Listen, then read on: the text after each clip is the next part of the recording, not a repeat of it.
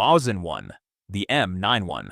Following a bruising defeat in the Russo-Ottoman War, the Russian Empire realized its aging single-shot Berdan rifles could no longer compete with the repeating rifles other European powers had already adopted, forcing military planners to launch an urgent search for a genuine replacement capable of matching or exceeding what rival armies were already fielding. The resulting design, adopted in 1891, emerged as a genuine compromise between two separate inventors working independently: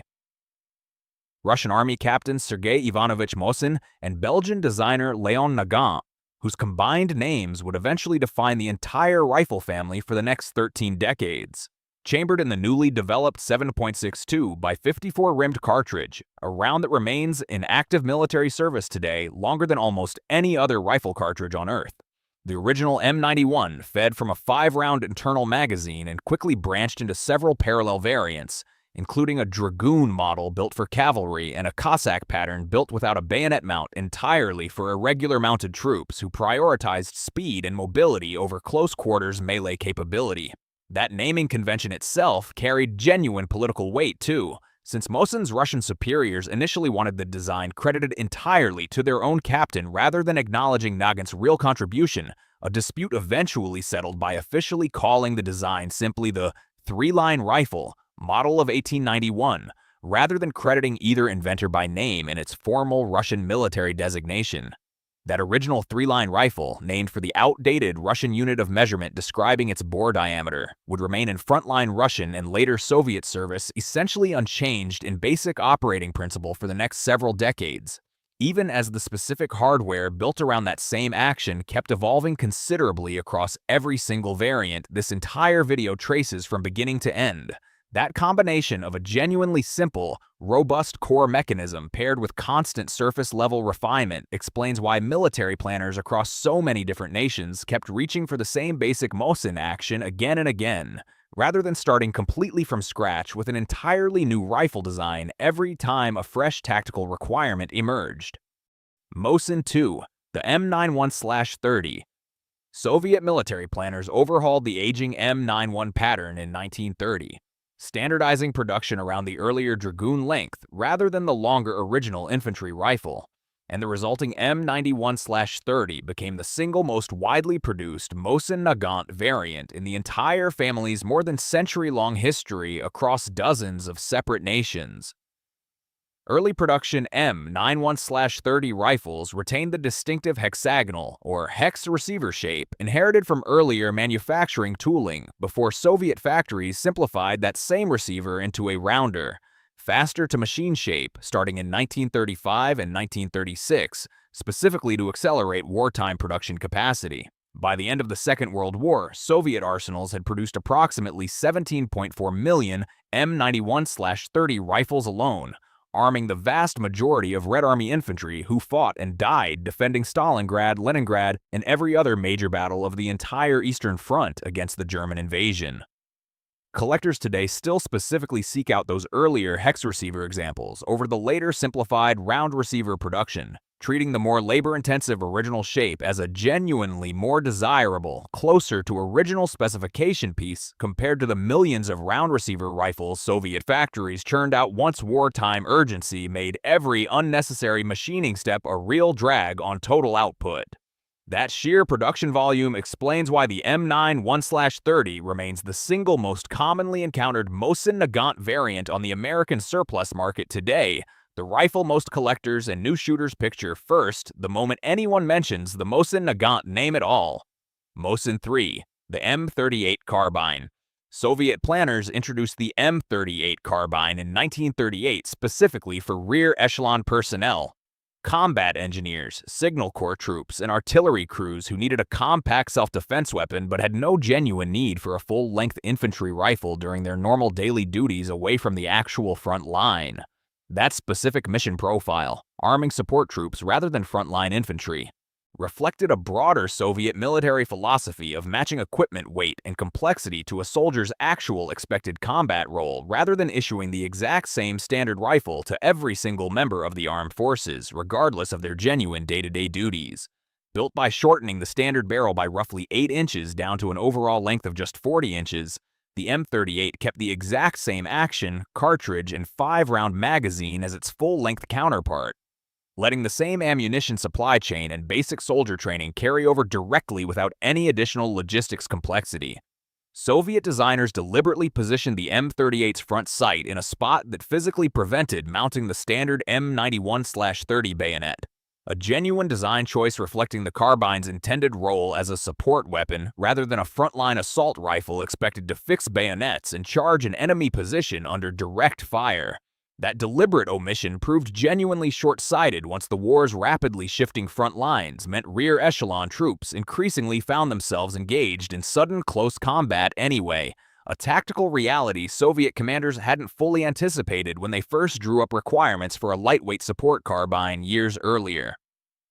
That same compact, easy-handling profile has made surviving M38 carbines genuinely popular with modern American collectors, specifically because the shorter rifle proves noticeably easier to store, transport, and shoot comfortably compared to the considerably longer M91/30 it was derived from. Mosin-4, the M44 Carbine.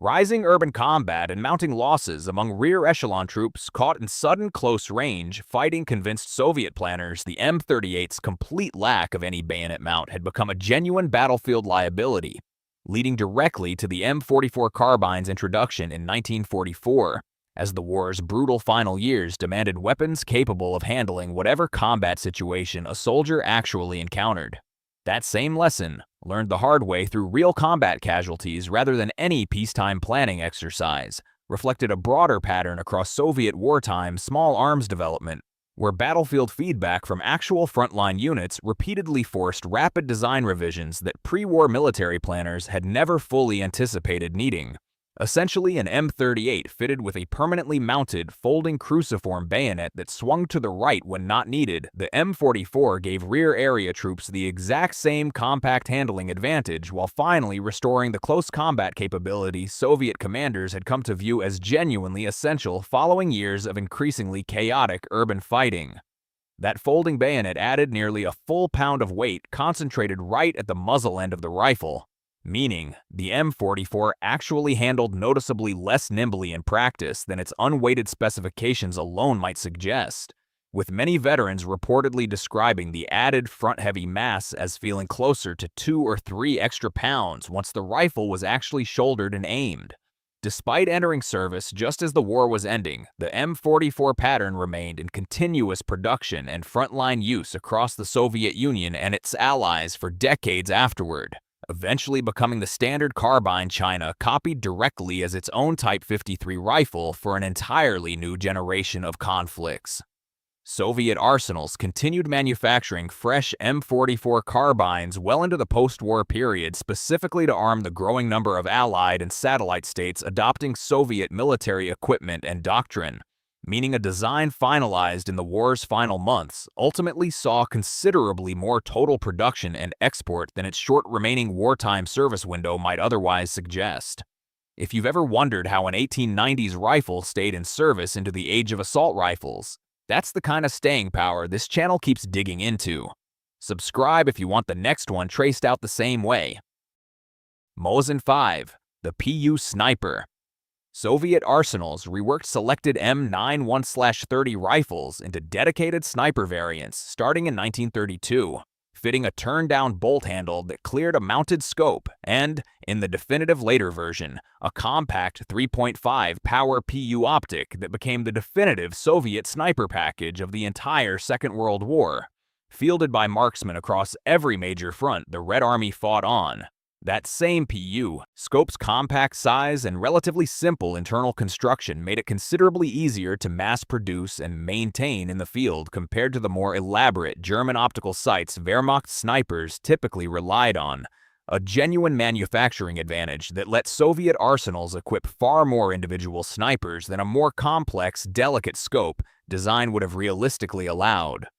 That specific rifle and scope combination became inseparable from the legend of Soviet marksman Vasily Zaitsev, whose exploits defending Stalingrad were later dramatized in the film Enemy at the Gates, cementing the PU sniper's cultural recognition among audiences who had never otherwise heard of the Mosin-Nagant by name. Because the sniper variant's scope mount sat directly above the rifle's normal loading port, PU snipers lost the ability to reload using standard 5-round stripper clips that ordinary infantry rifles relied on, forcing snipers to load each round individually by hand instead. A genuine trade-off accepted specifically for the accuracy advantage that dedicated optic provided. Collectors today specifically warn buyers to watch for so-called X-snipers, ordinary M91/30 rifles that once carried genuine sniper equipment before it was removed.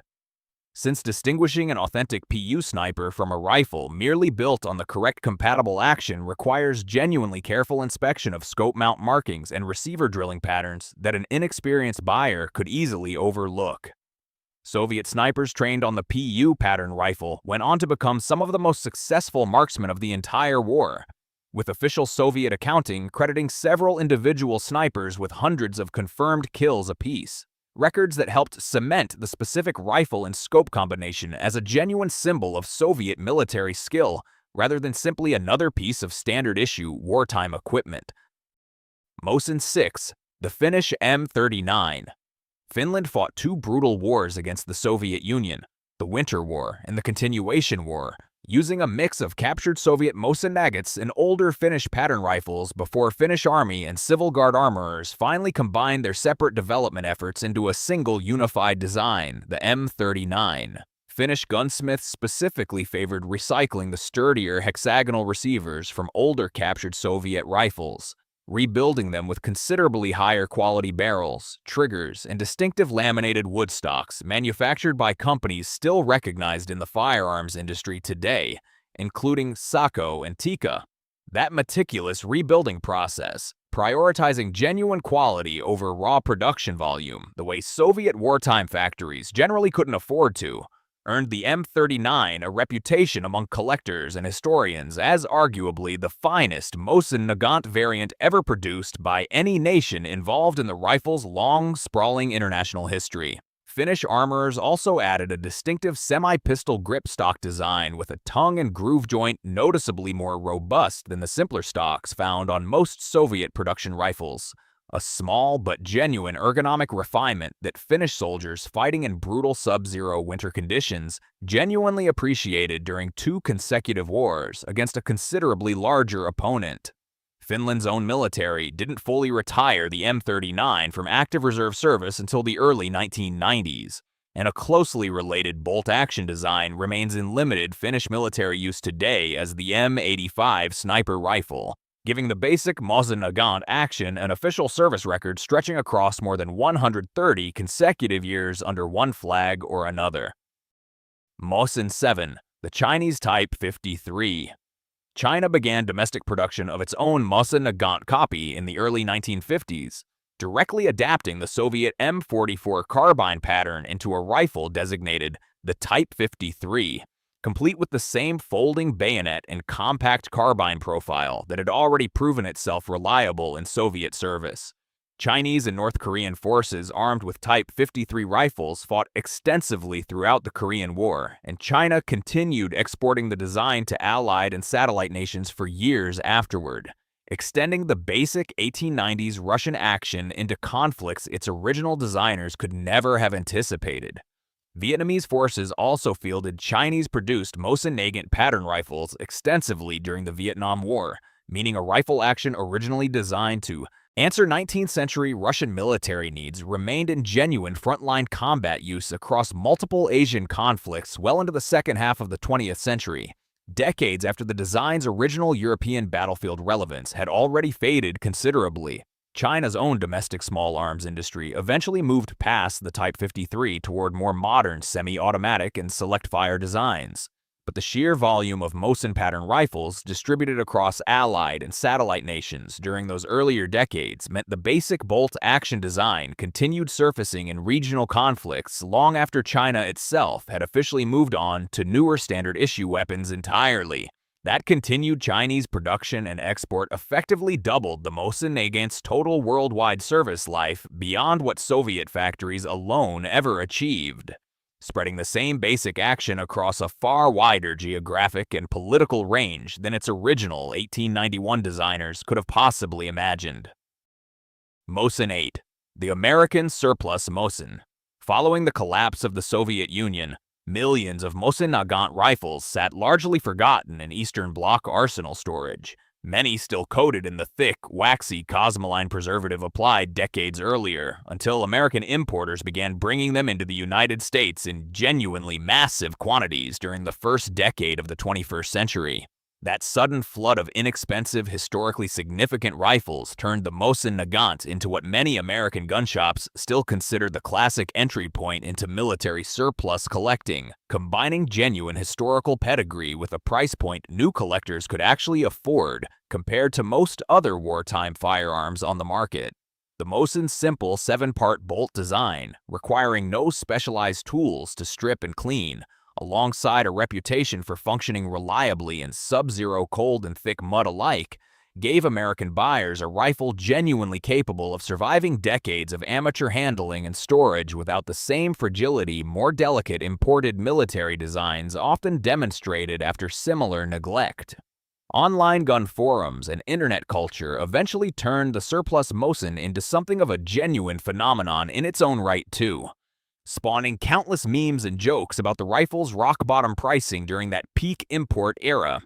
when a functional piece of genuine World War II history could reportedly be purchased for less than the cost of a modern dinner out at a nice restaurant. Rising collector demand and shrinking surplus supply have pushed prices considerably higher than those original bargain bin import years, but the Mosin-Nagant's combination of documented battlefield history, genuine reliability, and ballistics broadly comparable to a .308 Winchester has kept the rifle a permanent fixture on American gun shop shelves well over a century after Sergei Mosin and Leon Nagant first compromised on its basic design back in Imperial Russia. That remarkable staying power across 3 separate centuries, from a 19th century Russian arms competition through 20th century world wars and into 21st century American gun shops, gives the Mosin-Nagant a genuinely unique claim among military surplus firearms. Few other designs have managed to remain commercially relevant and widely collected across such a dramatically long and geographically scattered service life.